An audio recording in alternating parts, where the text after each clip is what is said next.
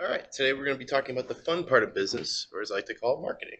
This is what anybody that usually gets in the business profession or business degree program typically wants to be a marketer or learn more about marketing because it is, I guess, the advertising and the slogan, the fun part of the business side of things. So, purpose of marketing, two very, very simple things: attracting customers, retaining customers. That's the whole purpose of marketing as a whole. Now, when you get a little more granular, as far as like why it's needed, it allows potential customers to find your company. These marketing strategies are a way of connecting the customer with the business in order for them to, trade merchandise and display themselves in commerce. It gives your company brand awareness, so that way you get your name out there. I mean, we all pretty much recognize the Nike swoosh or the Apple logo. That's essentially what great marketing can do as far as brand awareness is concerned. Allows you to project a certain image of product in the marketplace. You can go whatever you want to. You could be known as the cheaper version of anything. You can be the high end, best product quality out there. It allows you to portray the image in which you want your products to be looked at within that marketplace you're going to. It allows you to target your buying customer base. You can get very specific on who you're aiming towards and who you're advertising and marketing towards. You can get very creative and clever with this.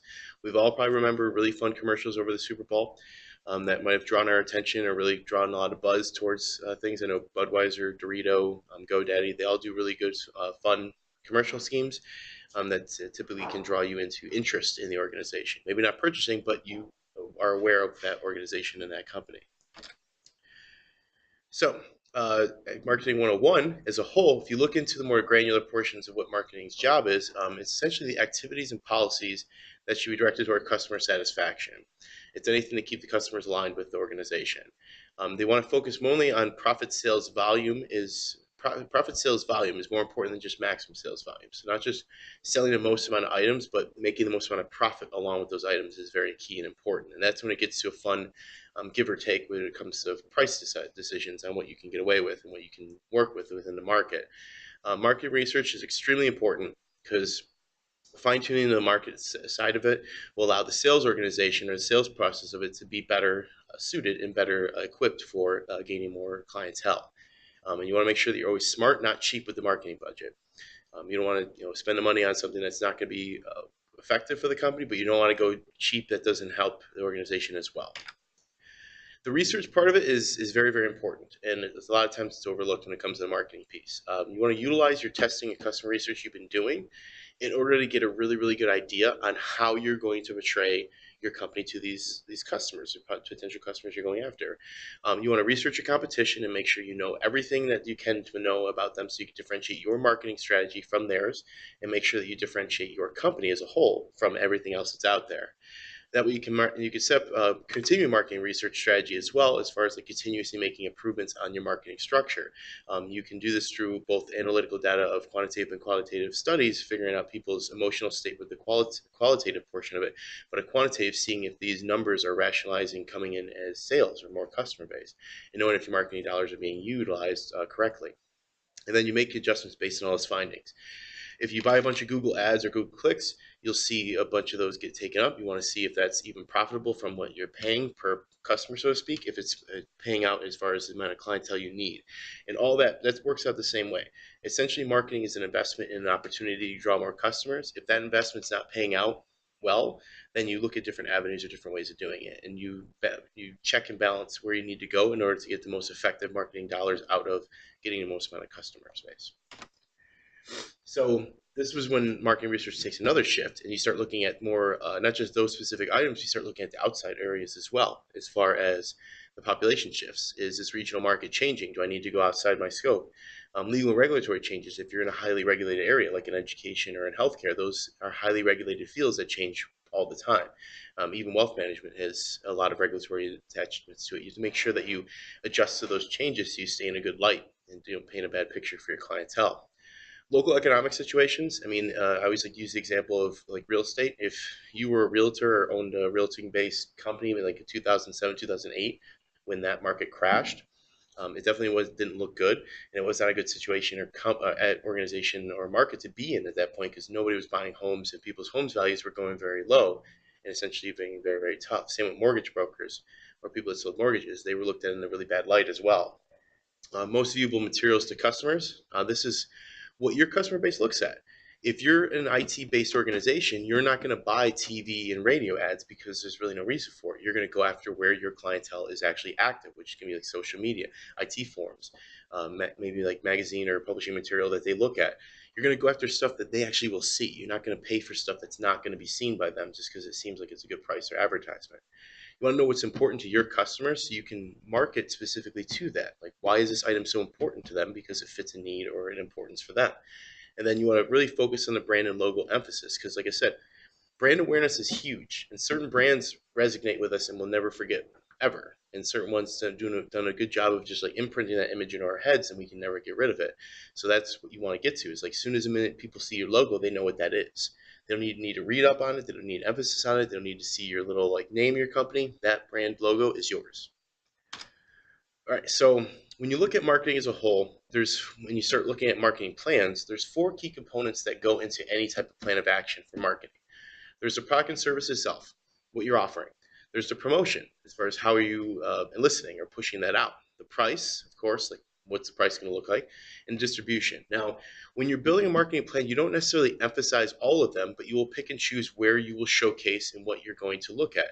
If you're producing like a high-end restaurant, for instance, you're not going to broadcast your prices because that's not your selling point. You're a high-end restaurant, your prices are probably going to be very high. And you don't want your competition to know what they are either. But you're not going to showcase what's not your strength or your weakness. So a high-end restaurant prices is not going to be what draws people into your clientele or your clientele into the establishment. It's going to be the products that you offer as far as the service, the menu choices, the ambiance of the restaurant. So it's going to be the distribution and the product, and that's what will feed into the promotion portion of it. You won't even discuss the price, but it will be a factor into the marketing method because your high end means expensive, means your marketing outlook and your marketing dialogue, your marketing look will be completely different than if you were a Chili's or an Applebee's, which is a little bit more lower end as far as the price is compared.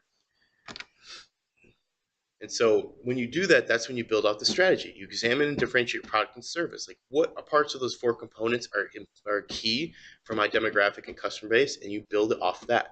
The price comparison within your market is important for certain industries. You want to make sure you stay within that margin, but you can have some leeway there. If you're able to and want to be cheaper than everybody else, you can do that. You can do the undercutting kind of model, and you can emphasize that, promote that. If you want to be known for quality and like a strength of product, and you don't care about being in the mix as far as prices, you might be a little bit higher because you're sticking by your quality. You emphasize that as well. You might not talk about price, but you'll go over the quality portion of it. If you're somewhere in the mix, then you have to differentiate a different way. But that's the thing, is you focus on what makes your organization different, but you stay within those realms. Now, what does the customers need, and is what you want to emphasize as far as like what is your product or service satisfying for the customer base. You don't want to have ads or weird, ambiguous types of situations where customers have to figure out exactly what you're trying to do or what you offer. Be very specific, be very concise on what you're looking and presenting. That way they know firsthand, like this product or this service will satisfy this need of mine. I need that need taken care of, and then they go along with that. Then you want to also look at how you're going to present and tailor your product or service to the customers. That's like packaging, that's promotion, it's how it's going to look, how it's going to feel. Is it going to be sleek? Is it going to be more functionality? Is it going to be a little bit more, gritty? You make those judgment calls based on how it's going to look and the demographic of customers you're looking to go after. And then, of course, the last but not least is simple geographic and customer segmentation.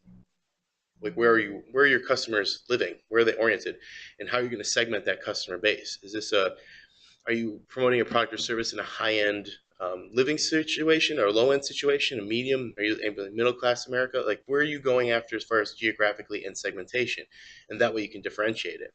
If you're going into like let's say the city of Phoenix, there's different areas you can go into Phoenix for different, and then you'll cater differently depending on the geographic area. Marketing in Gilbert will be different than marketing in Mesa.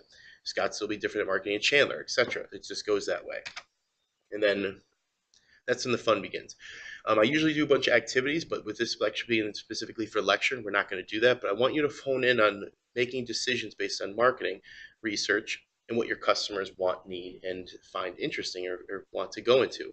That's where you pick the modes to get in front of them the best, and you make the best decisions for your organization. The whole goal here is to attract more customers and to keep them happy. But the cool part about marketing is you can be fun and interactive with it. you can push the limits of what you can get away with, so to speak, as far as the advertisement. The more memorable your advertising is, the better reward you'll get. That doesn't necessarily translate to people buying your product or service, but brand awareness is huge. And certain ads will draw people in. Even if they don't need your product or service, they will know what your company is and be interested in it. And that person knowing that can attract other people from it. So it might not have a direct effect as far as sales in the beginning, but it can orient the strength of the organization over long term. Or it could bring in a ton of sales if you do it correctly. But marketing is fun, entertaining, but it also needs to be very specific, and you need to pick and choose what you need to do. And that's what you'll be focusing on for this assignment as well. But that's enough for today. I appreciate you chiming in for marketing. If you have any questions, let me know.